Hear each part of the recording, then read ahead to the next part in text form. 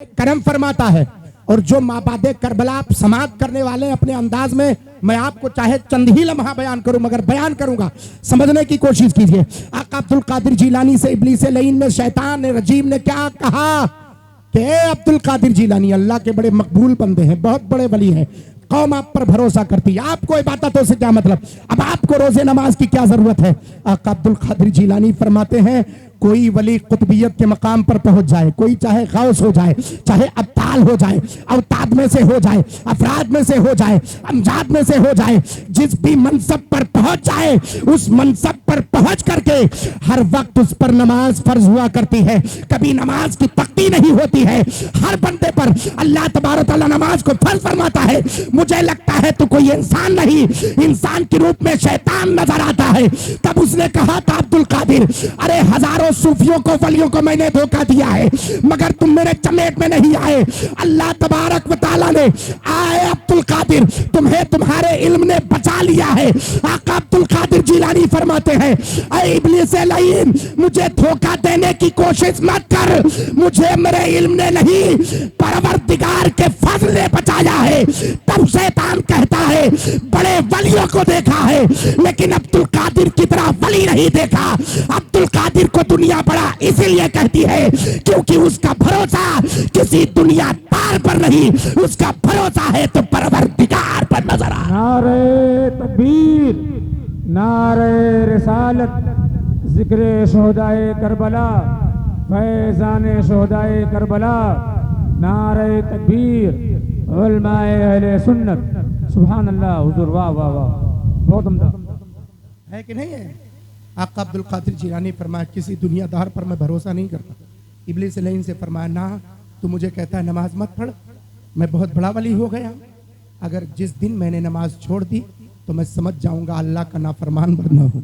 अल्लाह अकबर। ये आका अब्दुल कादिर जीलानी फरमाते, कोई और नहीं। ये कौन सी कड़ी के हैं? ये उस कड़ी के हैं जिसके बारे में मेरे आला हजरत फरमाते, तेरी नस्ल पाक में है। बोलो बोलो, हाथ उठा करके बोलो, तेरी नस्ल पाक में है, बच्चा बच्चा नूर का, तू है आईने नूर, तेरा सब घराना नूर का, तू है आईने नूर, तेरा सब घराना नूर का। ये प्यारे मुस्तफा जान। अब बताएं, अब आप इतनी देर, मुझे लगता है 15 से 20 मिनट मुझे तमहीद बांधने में हो गए, ज्यादा हो गए। अब आप बताएं सुनना क्या चाहते, माबादे करबला, चूंकि मुझे बताया गया कि आप माबादे करबला सुनना चाहते हैं, माबादे करबला सुनना चाहते हैं। उलमा अहले सुन्नत मेरा साथ दे रहे हैं। मैं दुआ करता हूँ मौला ताला इन सबको उम्र खिजरी बख्ती सिकंदरी अता फरमाए और खुलूस पैदा फरमाए। जिस दिन यकीनी तौर पे खुलूस से हम काम करते हैं और जो बंदा खुलूस से काम करता है अल्लाह उसे कामयाबी जरूर अता फरमाता है। ये बड़ी बात है दोस्तों, जिस दिन अल्लाह के खातिर आप किसी को, अब आप हैं, किसी पड़ोसी को या किसी गांव के फर्द को अगर कोई तबीयत खराब है, कोई मरीज है, कोई परेशान हाल है, अगर अल्लाह की रजा के खातिर चुपके से रात के अंधेरे में ले जाकर के 10-20 हज़ार रुपया दे दिया आपने मरीज को, जा तू इलाज करवा ले मेरे तरफ से, अल्लाह तुझे शिफायाबी अता फरमाए, अल्लाह ताला की रजा के खातिर मैं तुझे 10,000 दे रहा हूँ, अल्लाह ताला की खुशनुदी की खातिर तुझे 20,000 दे रहा हूँ, किसी दूसरे बंदे को पता ना चले। मेरे मुस्तफ़ा जाने रहमत फरमाते हैं, तेरे एक हाथ का दिया हुआ जब तू किसी को दे, दूसरे हाथ को पता न चले। मतलब क्या है कि रात के अंधेरे में चुपके से तू उसे दे दे, किसी तीसरे को पता न चले। मैदान महशर में तेरे नाम अमाल तौले जाएंगे तो फरिश्ता कहेगा, मौला ये वही शख्स है जिसने अपने पड़ोसी की मदद की थी और कोई जानता नहीं था। अल्लाह की रहमत जोश में आएगी और अल्लाह की रहमत जोश में आकर के ये फैसला करेगी, इस बंदे ने मेरे महबूब के कौल पर अमल किया था, मेरे महबूब के कौल पर अमल करने के बावजूद दिखावे के खातिर किसी की मदद नहीं, मेरी खुशनुदी के खातिर मदद की थी। रब की रहमत पुकार करके कहेगी, इसके गुनाह एक तरफ और मेरी रजा के खातिर इसका काम करना एक तरफ, मेरी रजा के खातिर दुनिया के माल को कुर्बान कर दिया है, मैं इसकी खताओं को माफ करता हुआ नजर आ रहा हूं, मैं इसके खातिर माफ कर रहा हूं। शेख यहया इब्ने मुबारक को सुनो। यहया इब्ने मुबारक बहुत बड़े अमीर आदमी थे, जिनके बारे में बताया जाता है कि उनके यहाँ इतने खजाने थे, इतने माल थे 7 पुश्तों तक अगर कोई कमाता नहीं तब भी खाने भर के कमी नहीं होती। 7 पुश्तों तक, 1 पुश्त 2 पुश्त की बात नहीं कर रहा। आज हमारे यहाँ कमाने वाले कमाते हैं 1-2 पुश्त मुश्किल से चल पाए, 7 पुश्तों तक। क्या कहा मालूम है? देखा सैयदना इमाम सुफियान सौरी रहमतुल्लाह ताला अलैह मुहद्दिसे वक्त बाजार में काम कर रहे थे। कहा हुजूर आप काम कर रहे हैं? कहा मैं काम कर रहा हूँ। कहा क्यों काम कर रहे हैं? कहा अगर मैं काम नहीं करूंगा तो मेरी बीवी बच्चों का क्या होगा, मेरे बाल बच्चे हैं उनका क्या होगा। तो कहा आप मुहद्दिसे वक्त हैं, आप हदीस पढ़ाइए। का सिर्फ हदीस पढ़ाने से तो मेरी जिंदगी, मेरे बच्चों का गुजारा नहीं होगा। इनको तो अखराजात की जरूरत पड़ती है, इनको खाने पीने की जरूरत है, पहनने के लिए कपड़ों की जरूरत पड़ती है, उसके लिए माल की जरूरत पड़ती है। उसका सेटअप कैसे होगा? यहया इब्ने मुबारक ने कहा आज के बाद जितनी जरूरत हो 10,000 दिरहम वो देने लगे। 10,000 दिरहम एक रवायत में महाना देने लगे। कहा आपके पास जितने बच्चे पढ़ते हैं उनका खर्च, आपका खर्च, ये सारा कुछ खर्च मैं देता हूँ।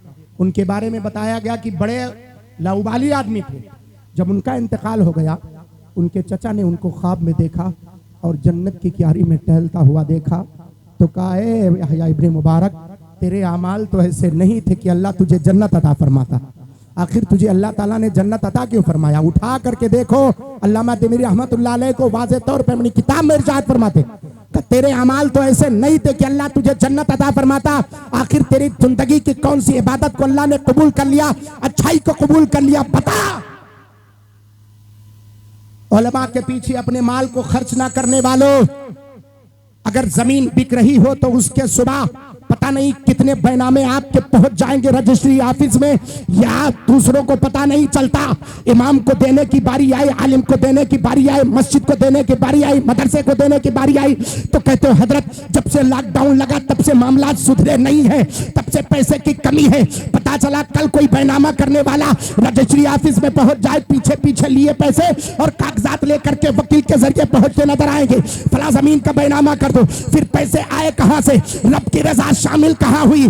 अल्लाह के खातिर खर्च करने वालों, उलमा पर खर्च करने वालों, तलबा पर खर्च करने वालों, मसाजिद और मदारिस पर खर्च करने वालों, अल्लाह की रजा पे खर्च करने वालों, इस रवायत को सुनो। यहया इब्ने मुबारक फरमाते हैं कि जब मेरा इंतकाल हुआ, जब मुझसे सवालात और जवाबात होने लगे तो रब की रहमत का फरिश्ता आया और आवाज देकर के कहा, परवरदिगार ये वो बंदा है जिसने सुफियान सौरी पर अपने माल को खर्च किया। जब सुफियान सौरी जैसा मुहद्दिस सजदे में जाकर के उसके बाद हाथ उठाकर मौला की बारगाह में दुआ करता था तो सिर्फ इतना कहता था, मौला जिसने मेरे दुनिया की इज्जत बचाई है और उसके आखिरत की इज्जत को तो बचा लेना।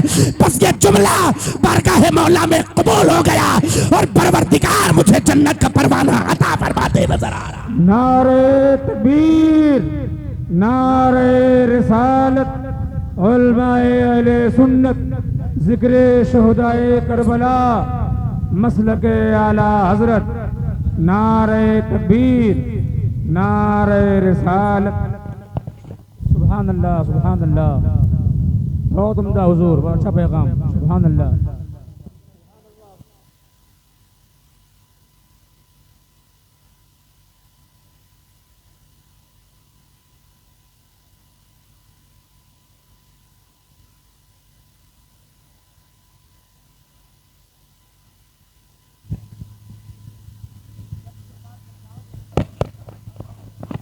कटघरे में खड़ा शख्स यही कहता है, हमने ये किया था, ये किया था, ये किया था, हमारे साथ फला ने ये किया है ना? यही तो होता है। आज करबल की तारीख का फैसला करने वालों, आओ जरा मैं डायरेक्ट सैयदना इमाम हुसैन रज़ियल्लाहु तआला अन्हु, क्योंकि अभी जो हजरत बयान कर रहे थे, मैं नाम से तो वाकिफ नहीं, शख्सियत से वाकिफ नहीं, बस इतना जानता हूँ कि इमाम हुसैन रज़ियल्लाहु तआला अन्हु के काफिले को कूफा के जरिए तक तारीख मुकम्मल बयान की, लेकिन कूफा से लेकर दमिश्क तक बड़ी इजमाल में एक जुमले में बयान करके हजरत आगे चले गए। मैं चाहता हूँ इसी तसव्वुरात को आपके ज़हन फिक्र में उठाऊँ और उठाने के बाद आपको बताना शुरू करूँ, और ऐसे नहीं उन रवायतों के जरिए आपके सामने पेश करूंगा जिस रवायत को पढ़ने के बाद किसी बंदे के अंदर ये मजाल नहीं जो कह सके कि किसी शिया की रवायत है या किसी गैर गैर मोतबर किताब की रवायत है।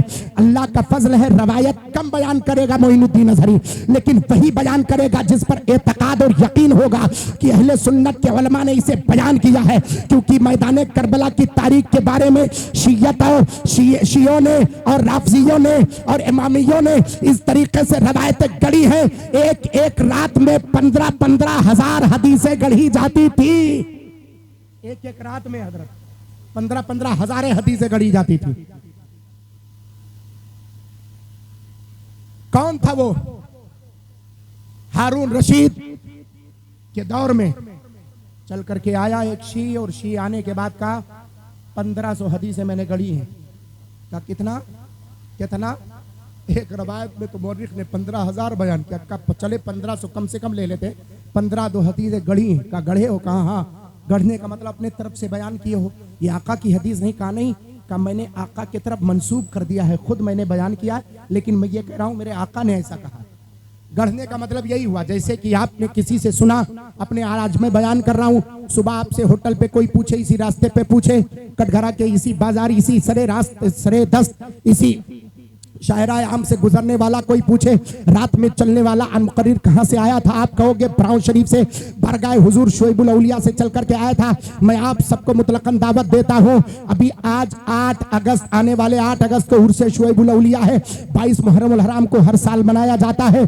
आप चूंकि बहराइच शरीफ के हैं, मैं बता दूं, सरकार गाजी पाक सैयदुल शुहदा सैयदना सालार मसूदुद्दीन मसूद गाजी बहराइची रहमतुल्लाह अलैह के चचा सैयदी सुरखरू सालार रहमतुल्लाह ताला अलैह हैं। सैयदी सुरखरू सालार के 21वें औलादों में से एक नौजवान, एक शहजादा बराव शरीफ की सरजमीन पर है, जिसे दुनिया सरकार शुएबुल औलिया कहती है। ये शहजादे सैयद सालार मसूद गाजी रहमतुल्लाह अलैह सालार मसूद गाजी के खानवादे से ताल्लुक रखते हैं। उस खानकाह की अजमतें और बरकतें ये हैं कि शहजादे को बाबू अहमद रजा के नाम से जाना जाता है। उसके तुरबत पर कोई मरीज खड़ा हो जाए और दुआ कर दे तो परवरदिगार उस बंदे के वसीले से उसकी दुआओं को कबूल अता फरमाता हुआ नजर। जैसे सरकार बहराइच की बारगाह है, चुटकियों में फैसले होते हैं, जहां पर लम्हे में फैसले जहां पर होते हैं, ऐसे उन बुजुर्गों का आस्थाना है। समझने की कोशिश करो आप। मौला इमाम हुसैन रज़ियल्लाहु मौला ताला अन्हु का काफिला जब कूफे से निकला, दमिश्क की तरफ जाने लगा, यजीदियों को लगा था कि मैदान करबला में हमने सबसे बड़ी जीत हासिल की है और हुसैन आजम को हमने कत्ल किया है। हुसैन को कत्ल किया, अभी हुसैन का मिशन खत्म हो जाए, हुसैन का सारा मकसद और हुसैन का मिशन खत्म हो गया, अब कुछ बाकी नहीं रहा। यजीदियत ये सोच रही थी, मगर उसे पता क्या था?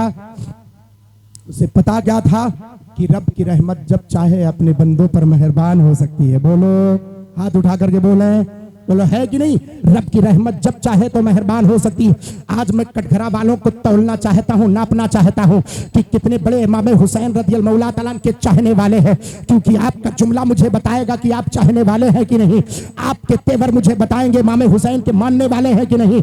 आपका लहजा मुझे बताएगा इमाम हुसैन के मानने वाले हैं कि नहीं। अरे यजीदियत का मिशन यही तो था, यजीदियत यही चाह रही थी इमाम हुसैन के सर को तन से जुदा कर दिया जाए, क्योंकि यजीदियत जहां खड़ी होती थी, यजीद का परवाना जहां पर जारी किया जाता था, वहां पर लोग हुकूमत के डर से उसको मानने को तैयार नजर आते थे। लेकिन उसी भरे मजमे में अगर मौला इमाम हुसैन पहुंच जाते और आप फरमाते थे ऐसा नहीं बल्कि ऐसा करो, अगर यजीद के कौल की मुखालफत कर देते, कसम खुदा की पूरी उम्मत इमाम हुसैन के आवाज पर लब्बैक कहती नजर आ रही थी। यजीदियों को यही तो था कि जहां हुसैन आजम पहुंच जाते हैं, दुनिया उन्हीं को कबूल करती है और यजीद के हुक्म को रद्द कर देती है। लिहाजा सबसे पहले यही करो, हुसैन का खात्मा कर दिया जाए। यजीदियत सोच रही थी कि हुसैन का खात्मा कर दिया जाए, लेकिन यही काफिला जब लेकर के जाकर के पहुंचे गिरजाघर में, तो गिरजाघर के पास जब रखा, या जब उस पादरी ने देखा, तो देखने के बाद कहा मुझे दे दो। कहा कितना चाहिए? यूं ही देने को तैयार नहीं है। उसने अपना खजाना खोल दिया, कहा जितना चाहो ले लो। एक रवायत में अल्लामा सब्बान रहमतुल्लाह अलैह फरमाते हैं 10,000 की थैली अशरफियों को उसे दी गई थी और कहा था देख लो खरे हैं सिक्के की खोटे हैं। खोल करके लोगों ने देखा था तक खरे सिक्के थे, खोटे खोटे सिक्के उसमें मौजूद नहीं थे, खराब नहीं थे, सबके सब सही थे। 10,000 के मुकाबले में एक रात भर के लिए इमाम हुसैन के सरे पाक को दिया था। जब रात में लेकर के जाता है तो क्या देखता है, इमाम हुसैन का सरे पाक है, इमाम हुसैन के सरे पाक से नूरानियत फैलती है और वह नूर जमीन से आसमान तक मुनव्वर कर देती है अपने नूर से। वो देखता है, मावे हैरत होता है। तब तक एक आवाज आती है, कुल ला इलाहा इल्लल्लाह मुहम्मद रसूलुल्लाह फतफले, तू कलमे तैयबा पढ़ ले, ला इलाहा इल्लल्लाह मुहम्मद रसूलुल्लाह पढ़ ले, तू कामयाब हो जाएगा। दोनों चारों तरफ निगाह उठा करके दौड़ाता है। पादरी देखता, आवाज देने वाला मौजूद नहीं। अचानक उसकी निगाह जलवे इमाम हुसैन पर पड़ती है। लबहाए मुबारक की तरफ देखता है कि आका इमाम हुसैन के होंठ जुम्बिश कर रहे, हिल रहे हैं। जब कान लगाया तो आवाज आ रही थी, ला इलाहा इल्लल्लाह पढ़ ले, तू कामयाब हो जाएगा। वो सोच रहा था, अरे सरे इमाम हुसैन कटा है क्या जिसमें पाक में लगा है। जब कटने के बाद इस जबान के बोलने का आलम यह है, तो ये सर जब तने इमाम हुसैन में रहा होगा, उसकी कैफियत और उसके नजारे की कुव्वत होती क्या रही होगी। नारे तकबीर, नारे रिसालत, जिक्र शोहदाए करबला, फैजाने शोहदाए करबला, करामात इमाम हुसैन, नारे तकबीर, उलमाए अहले सुन्नत। मसला यही तक नहीं है। रवायत तो आपने सुनी होगी, दूसरी रवायत सुनो, शायद आपने सुनी होगी। मैं दावा नहीं करता कि आपने सुना है कि नहीं सुना। यही काफिला इमाम हुसैन का लेकर, इमाम हुसैन का सरे पाक नेज़े पर है, काफिला लेकर के यजीदियों का गुजर रहा है। नंगी पीठ पर खवातीन को बिठाया गया है। सैयदना इमाम ज़ैनुल आबिदीन रज़ियल्लाहु मौला तआला को इसी कैफियत पर ले जाया गया है। माशाअल्लाह तशरीफ ला रहे हैं मिंबरान उलमा अहले सुन्नत, वो जो कौम की रहबरी फरमा रहे हैं। आइए तशरीफ रखिए। पहचाना हुआ लग रहा है, आइए तशरीफ रखें। माशाअल्लाह अगर ज़रूरत हो आप जा सकते हैं अपने मेहमानों को भेजने के लिए, क्योंकि किसी न किसी को तो कुर्बानी देनी पड़ेगी। देखें, ज़हन फिक्र को हाजिर करें। देखा होगा आपने इन रवायत को, सुना होगा, मगर ये नहीं सुना होगा। मैं दावा नहीं, उलमा अहले सुन्नत पढ़ते हैं, इनसे पूछें। इमाम हुसैन का काफिला गुजर रहा था और काफिले के लिए तंबीह कर दी गई थी, सुनसान बयाबान वादी से ये काफिला गुजरेगा नहीं, बल्कि बस्तियों से, शहरों से, जहाँ लोग रहते वहाँ से। और ऐलान क्या किया गया था कि यजीद की मुखालफत करने वाले कुछ मुखालिफिन ने सर उठाए थे और उनके फौज को तहत कर दिया गया। उनके सरदार के सर को नेज़े पर रख करके यजीद के सामने ले जाया जा रहा है, ताकि यजीद फैसला करे कि इनके साथ करना क्या है। किसी को नहीं बताया गया था ये वही प्यारे मुस्तफ़ा जान रहमत का नवासा है, ये वही होठ है, ये वही सरे पाक है, ये वही बदने पाक है जिस बदने पाक को मेरे आका कभी चूमा करते थे, कभी सूंघा करते थे। किसी को बताया नहीं गया था। कैफियत ये थी, कोई पता किसी को पता नहीं था। जैसे ही कूफा से ये काफिला गुजरता, उलमा अहले सुन्नत से पूछो, उठा करके अल्लामा शेख मनावी रहमतुल्लाह अलैह के शरह फैजुल कदीर को उठा करके देखें आप। फैजुल कदीर में अल्लामा मनावी रहमतुल्लाह अलैह ने इबारत नकल फरमाई, फरमाते हैं जैसे ही काफिला आगे बढ़ा, एक बस्ती की तरफ पहुंचा। उस बस्ती में एक बंदा कुरान पाक की तिलावत कर रहा था। वो कुरान पाक की आयत करीमा क्या थी, इन्ना अस्हाबल कहफी वर्रक़ीम कानू मिन आयातिना अजबा।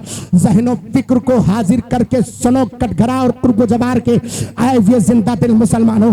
मोइनुद्दीन अज़हरी किसी मुअर्रिख की तारीख का सहारा नहीं, बल्कि कुरान की आयतों का सहारा लेकर इमाम हुसैन के सरे पाक को बताने जा रहा है कि इमाम हुसैन पाक के सरे पाक का तकद्दुस क्या था। सफर में ले जाने वाले आखिर उनके सर कैसे झुके, उनको पता कैसे चला कि मैदान करबला में जो जंग हमने जीती है वो जीती नहीं, बल्कि हम हार गए हैं।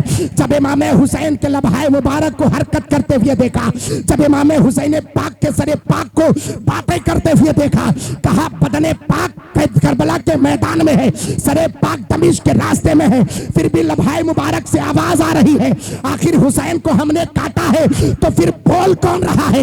यजीदियत तो इस महवे हैरत थी कि आखिर बोल कौन रहा है।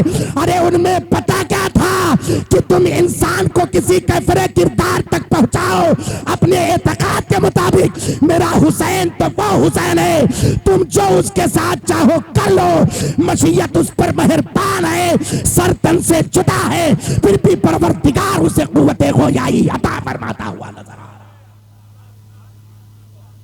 फिर भी परवरदिगार उसे कुव्वत गोयाई अता फरमा रहा।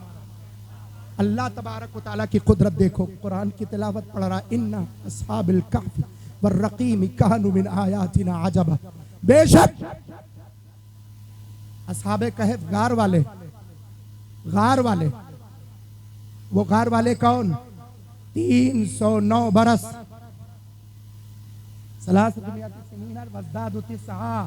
309 बरस तक कहां थे? गार में सोते रहे। अल्लाह ने उन्हें गहरी नींद अता फरमाई थी, गहरी नींद अता फरमाई थी। 309 बरस के बाद, 309 साल के बाद जब उठे तो उन्हें ऐसा लगा सुबह हम सोए थे और शाम को उठे। जब अपने बाल देखे, नाखून देखे, चेहरों की कैफियत देखी, दाढ़ी देखी, तो उन्हें लगा नहीं ज्यादा जमाना गुजर गया। उनमें से एक बंदे यमलेखा को भेजा कि जाओ तुम बाजार में खाना लेकर के आओ। वो बंदा खाना लेने गया तो बड़ा हसास व बशास और बहुत नफीस तबीयत का और बहुत होशियार बंदा था, जिसको आप कहते हैं मामलात में होशियार होना। कुछ बंदे मामलात में ज्यादा होशियार होते हैं। वो पहुंचा बाजार में तो बड़े खामोशी के साथ उसने खाना खरीदा। खाना खरीदने के बाद जब पैसा देने लगा, इसी में तो मामला गड़बड़ हुआ। जब पैसा देने लगा तो पता चला ये आज का सिक्का नहीं है, 300 साल पुराना सिक्का है। तो लोगों को ये लगा, जाहिर सी बात है ताजिर जो होते हैं बाजारों ही से आप पर तोहमतें लगती हैं। गांव का कोई आपका शिकायत कम करेगा, बाजार में आपकी शिकायत। गांव में आपके लोग कम जानेंगे कि आप कितने पानी में हैं, बाजार वाले पहले जानेंगे कि अल्लाह ने आपको कितना नवाजा है। वो तराजू पर रखकर सबको तौलते हैं। कल लगता है इसके हाथ खजाना लग गया, पुराना खजाना लग गया, कोई दफीना मिल गया है, इसे पकड़ा जाए और हुकूमत को पहुंचाया जाए। हुकूमत तक पहुंचाया गया तो पता चला उसने सच सच बताया कि नहीं, हम जो थोड़े पैसे लेकर के निकले थे, सुबह सोए शाम के वक्त उठे और खाना खरीदने आए, यही कैफियत है। उस वक्त ये था पूरे कौम में कि अल्लाह तबारक व तआला किसी को मरने के बाद कैसे जिंदा फरमाएगा। कौम में तरद्दुद था। वक्त का बादशाह ये सोचता था कि अल्लाह ताला की कुदरत कामिला को लोगों के जहन में बिठाए, लेकिन उस वक्त पूरे बादशाह की वो कौम जितनी थी मानने को तैयार ही नहीं थी कि अल्लाह ताला मरने के बाद दोबारा जिंदा फरमाएगा। मानने को तैयार नहीं थी। अल्लाह तबारक व तआला ने इसी असहाबे कहफ के जरिए उन्हें अल्लाह तबारक व तआला ने इस अकीदे की तरफ मैलान अता फरमाया। ये अकीदा जब देखा असहाबे कहफ के 309 बरस के बाद अगर अल्लाह ताला इन्हें फिर से नींद से जगा सकता है तो जाहिर सी बात है जो इंतकाल कर जाए अल्लाह ताला पहले जैसे रूह डालता तो दोबारा कैसे रूह नहीं अता फरमाएगा। अल्लाह की कुदरत पर भरोसे के लिए अल्लाह ने इस अपने ताकत व कुव्वत का मुजाहरा फरमाया था। तो वो बंदा तिलावत कर रहा था कि दुनिया में सबसे ताज्जुब खेज निशानी क्या है। कह रहा था इन्ना अस्हाबल कहफि वर्रकीम कानू मिन आयातिना अजबा।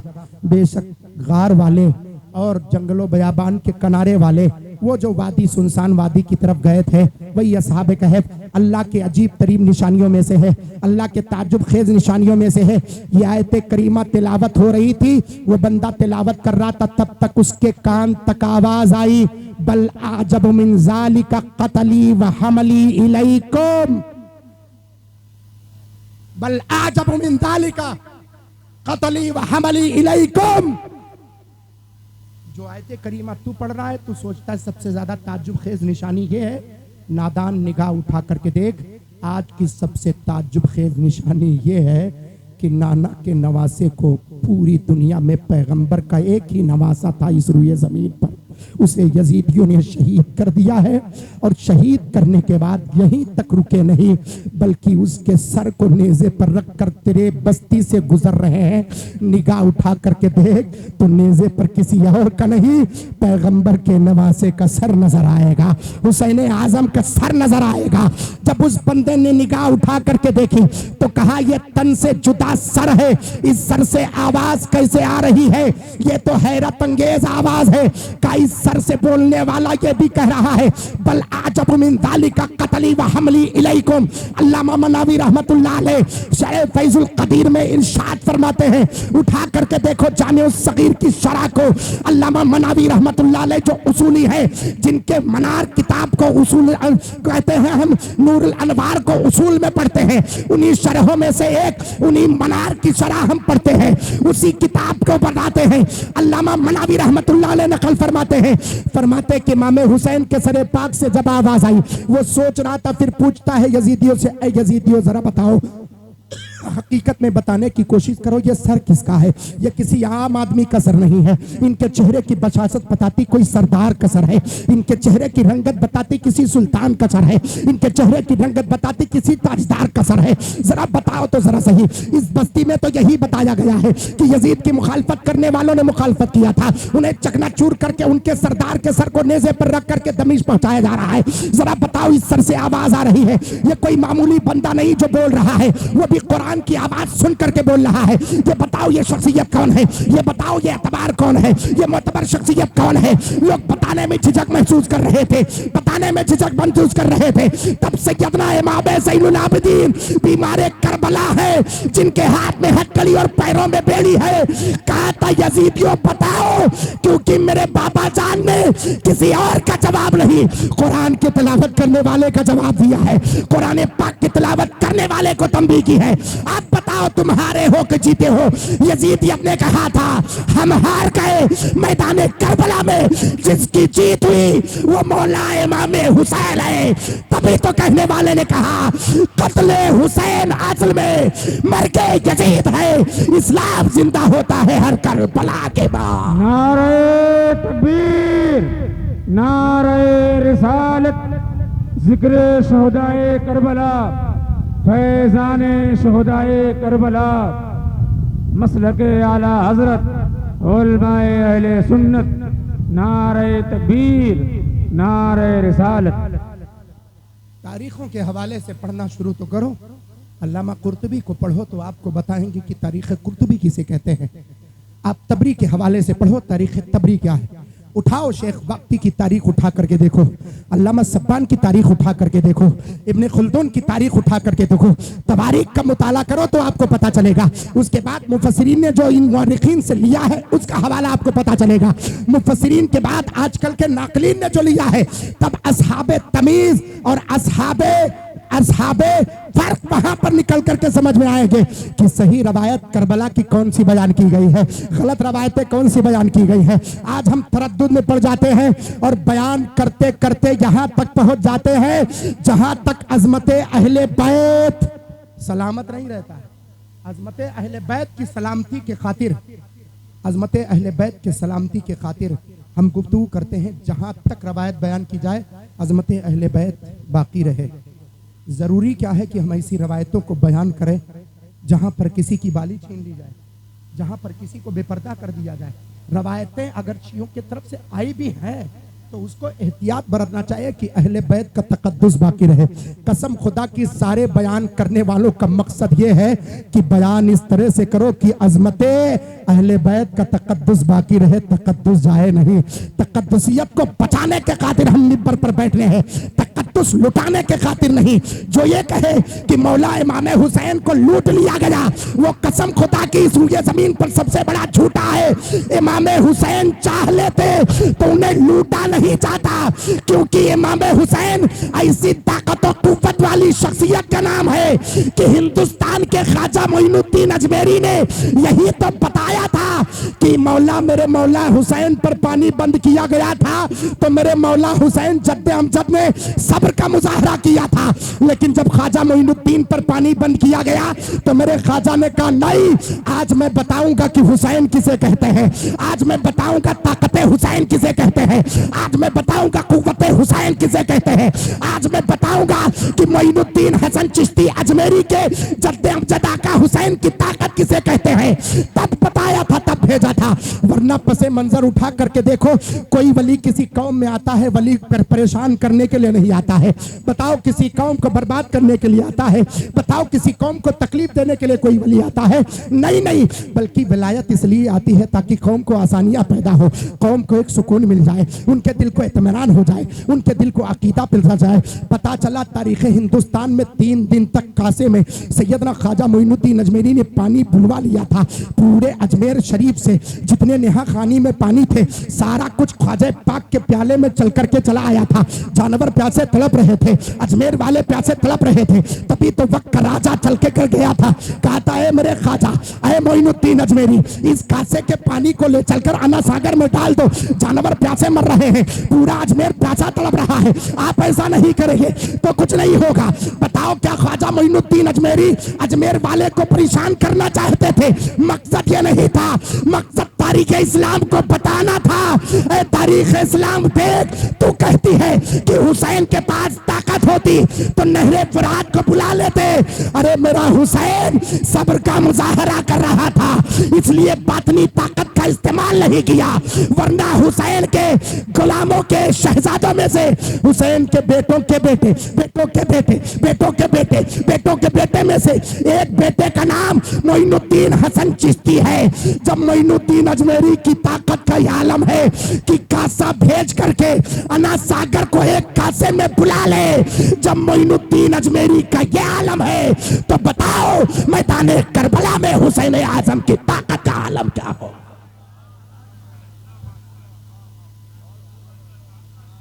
है कि नहीं? बोलो है कि नहीं? मेरे ख्वाजा ने अजमेर को परेशान नहीं किया था, मेरे ख्वाजा ने तारीख को जवाब दिया था। तारीख को जवाब दिया था कि इमाम हुसैन पर उंगली उठाने वालों देख लो, मोइनुद्दीन हसन चिश्ती हसनी हुसैनी सैयद है। ख्वाजा मोइनुद्दीन चिश्ती अजमेरी क्या हसनी हुसैनी सैयद हैं? और हसनी हुसैनी सैयद होने का मतलब क्या है मालूम है? उनकी निस्बत एक तरफ से वालदा के तरफ से मौला इमाम हसन और एक तरफ से मौला इमाम हुसैन की तरफ जाकर, यानी हसन की सैयद भी है, हुसैनी सैयद भी है। पता चला इनकी निस्बत ख्वाजा मोइनुद्दीन चिश्ती अजमेरी की मौला इमाम हसन से भी है, मौला इमाम हुसैन से भी है। अगर इतनी निस्बतों के बाद ख्वाजा मोइनुद्दीन चिश्ती अजमेरी की ताकत का यह आलम, मतलब यह है हुसैन पाक के बेटों के बेटे, बेटों के बेटे, बेटों के बेटे, कई पुश्तों के बाद एक बेटे मोइनुद्दीन अजमेरी की ताकत यह है कि पूरे अना सागर को अपने प्याले में बुला ले। 3 दिन तक अजमेर वाले प्यासे तड़पे, जानवर तड़पे, मतलब तड़पाना नहीं था, मतलब बताना यह है कि तू अगर यजीदियत चाह रही थी हुसैन को 3 दिन तक प्यासा रखना, अगर हुसैनियत चाह लेती तो पूरी इंसानियत एक जमाने के लिए प्यासा रखती, लेकिन मेरा हुसैन सब्र का मुजाहरा कर रहा था। आज मैं हिंदुस्तान में ये बता देना चाहता हूँ कि जब प्यारे मुस्तफा के खानदान के एक शहजादे की ताकत का यह आलम है कि इशारा करे तो पूरा अना सागर प्याले में चल करके चला आए। जब मोइनुद्दीन अजमेरी की ताकत का यह आलम है तो बताओ मैदान करबला में हुसैन पाक की ताकत का आलम क्या है कि नहीं है? इन चीजों को समझो जिससे तकद्दुस बयान हो, वो रवायतें बयान की जाए जिससे अजमत समझ में आए, जिससे वकार समझ में आए, जिससे मफाहिम समझ में आए, जिससे मफहूमात आपके जहन में हो। ये रवायतें आप सुने तो आपको पता चलेगा कि मौला इमाम हुसैन का तकद्दुस है क्या। यही मैं शुरू में कह रहा था। हजरत देख लो, देख लो कितना, तकरीबन 1.25 घंटा हो गए, 1 घंटे से जाहिद हो रहे हैं। 1 घंटे से जाहिद आपने मेरी गुफ्तगू समाप्त कर ली, जबकि 1:30-2 बजे रात में 45 मिनट बहुत है, 45 मिनट बहुत है, लेकिन मैं आप 1 घंटे से जाहिद निकल रहा हूँ।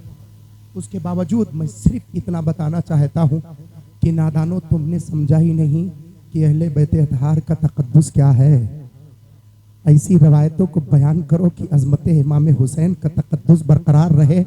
ऐसी रवायतों को बयान न किया जाए जो शियों के हवाले से आए और इमाम हुसैन के कबीले और इमाम हुसैन के ख़ानदान के ख़वातीन अहले बैत अतहार की मुक़द्दस माहों का तकद्दुस पामाल हो जाए।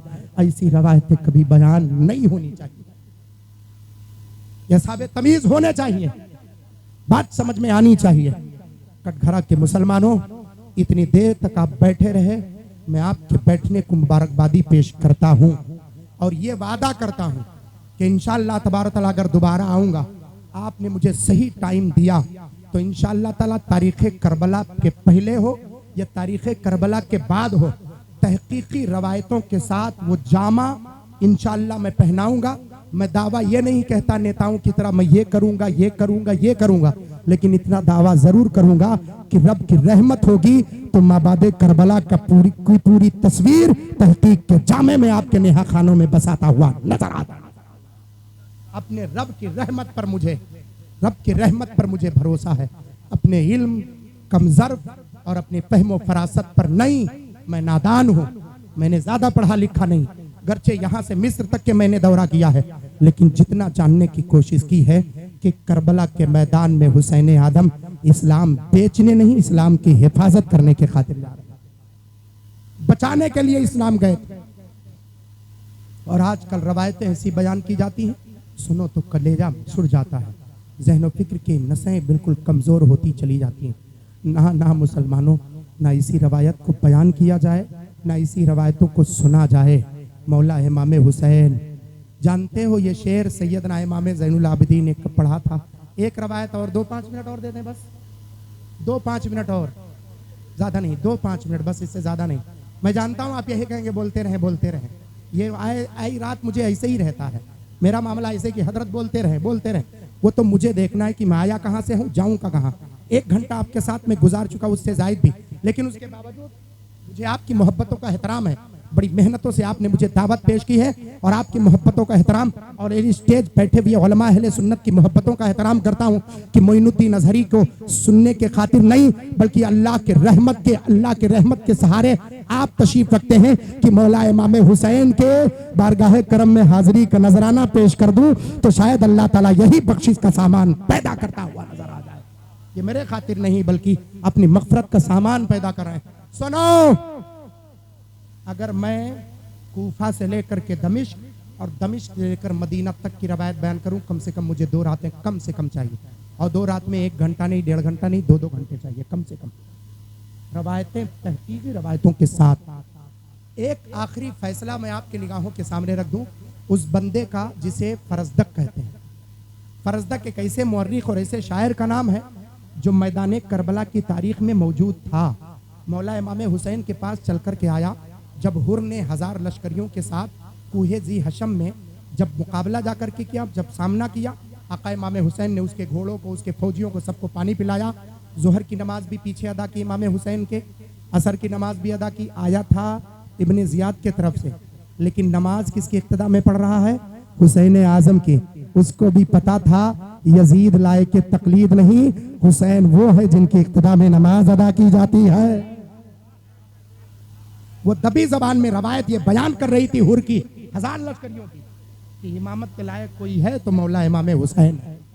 इमाम हुसैन ने यह भी फरमाया था कि हुर तू चाहता है तो अपनी नमाज अदा कर, मैं तुझे मजबूर नहीं करूंगा, और तू अगर चाहे तो मेरे साथ मिल करके हमारी इब्तिदा में नमाज अदा कर। तो हुर ने कहा था, हुजूर इस पूरी दुनिया में अगर कोई इमामत के लायक सबसे ज्यादा हकदार है तो प्यारे मुस्तफ़ा का नवासा मौला इमाम हुसैन नजर आ रहा है। ये उस वक्त हुर अपने नहीं थे, उस वक्त हुर अपने नहीं थे, गैर थे। उन्होंने अपना सरे तस्लीम खम तो मैदान करबला में किया, मैदान करबला में इधर आए। अब जरा और आगे बढ़ो। जब मैदान करबला में पहुंचे तो फरजदक पहुंचा। पहुंचने के बाद कहा, हुसैन आप क्या चाहते हैं? कहा मेरी 3 शर्तें हैं। कहा कौन सी? कहा मेरी 3 शर्तें ये हैं, मैं जहां से आया हूं मुझे वहीं पहुंचा दिया जाए, मदीना। दूसरी शर्त क्या थी? या तो मुझे किसी सरहदी मकाम पर, सरहदी मकाम आज मैं बताऊं, जैसे मुल्क नेपाल, आज इश्तियाक नेपाली साहब आपके माबैन आए हैं। अगर हिंदुस्तान की हुकूमत चाहे कि कोई कानून नाफिज करे, इश्तियाक अहमद नेपाली पर नहीं कर सकती, मोइनुद्दीन अजहरी पर कर सकती, क्योंकि मैं हिंदुस्तानी हूँ। हिंदुस्तान की हुकूमत की ताकत का जादू हमारे ऊपर चल सकता है, नेपाल के बंदे के ऊपर नहीं। उस बंदे के ऊपर नेपाल के हुकूमत की ताकत चलेगी। सरहदी मकाम पर मुझे पहुंचाया जाए जहां पे यजीद की ताकत खत्म होती है, दूसरे की ताकत शुरू होती है। मैं वहां जिंदगी गुजार लूंगा, यजीद के सल्तनत में मुदाखलत नहीं करूंगा। यह भी सुलझा हुआ जुमला था। तीसरा जुमला इमाम हुसैन ने जो दिया था, तारीख ने ऐसा नकल किया कि आज तक उसका जवाब पूरी यजीदियत और पूरे शीयत और पूरे राफजियत में कहीं दूर दूर तक नजर नहीं आता। इमाम हुसैन सरकार ने फरमाया था, यजीदियों तुम मुझसे जंग करना चाहते हो, लेकिन मैं जंग करना नहीं चाहता हूँ। मैं चाहता ये हूँ कि जैसे मेरे बड़े भाई मौला इमाम हसन ने सैयदना अमीर माविया के साथ सुलह की थी, ऐसे मुझे या तुम ले चलो या मैं खुद चल के जाऊं यजीद के दरबार में, खुद चल करके अपने मामलात को मैं तय करूंगा। ये शर्त तो बड़ी आसान थी, इस पर अमल हो जाना चाहिए। यही तो था यजीद की बैअत करो तो आका इमाम हुसैन तो कह ही रहे थे कि मैं यजीद के सामने जाकर अपने मामलात को पूरा करूंगा, हम और यजीद दोनों समझ लेंगे, बीच में तीसरा कोई ना आए। लेकिन इब्ने जियाद ने क्या कहा था, ना, या तो जंग करो या तो यजीद की बैअत करो। और इमाम हुसैन कौन थे? शाह अस्त हुसैन, बादशाह अस्त हुसैन, दी अस्त हुसैन, दी पनाह अस्त हुसैन। हाथों को उठा करके बोले, शाह अस्त हुसैन, बादशाह अस्त हुसैन, दीन अस्त हुसैन, दी पनाह अस्त हुसैन, सरदाद नदाद दस्त दर दस्ते यजीद, हक्का की जियाए ला इलाहा अस्त हुसैन। हुसैन मेरा बादशाह भी है, मेरा हुसैन बादशाह गर भी है, और मेरा हुसैन वो है मैदान करबला में सर देना तो पसंद किया, पाक हाथ को नापाक हाथ में देना पसंद नहीं किया। का तुम मेरी जान तो ले सकते हो, लेकिन मेरा सर, मेरा हाथ अपने हाथ में कभी नहीं ले सकते, कभी नहीं ले सकते, कभी नहीं ले सकते। यही तो कैफियत थी। आका इमाम हुसैन के सर को पा लिया, लेकिन आका इमाम हुसैन को के हाथ को अपने हाथ में नहीं पाया। यजीदियत को यही फिक्र थी। तो वो फरजदक जो था, कुछ दिन जब इब्ने जियाद के दरबार में पहुंचा, उबैदुल्लाह इब्ने जियाद के पास, कूफा के गवर्नर के पास पहुंचा, तो कहा तुम क्या चाहते हो? कहा हम सिर्फ दो चीज़ें चाहते हैं। चूंकि शिमर जुलशोशन ने उसको भड़का दिया था, कहा था हम चाहते हैं या तो हुसैन यजीद की बैअत कर लें यहीं पर, या तो फिर वो जंग करें, तीसरी कोई सूरत नहीं। फरजदक ने कहा था मैंने तारीख को पढ़ लिया है, हुसैन आज़म से भी मुलाकात कर ली और तुमसे भी मुलाकात कर ली, तारीख का फैसला मैं कर रहा हूँ। पूरी क़यामत तक तारीख में हुसैन आज़म कहीं मुजरिम नहीं नजर आते।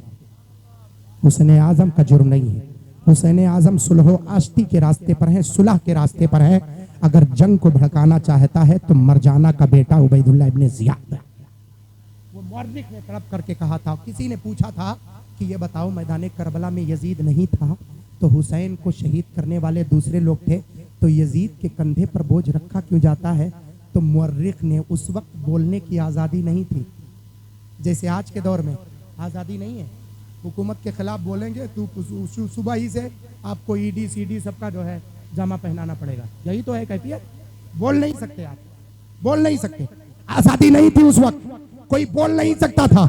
लेकिन वक्त के मुअर्रिख ने कहा सुनो, मैं एक जुमला देता हूं, नतीजा तुम अखज़ करने का। कहना क्या चाहते हो? कहा शिकारी मैदान करबला में था और तीर लिए हुए निशाना लगाए मुल्क शाम में कोई शिकार था।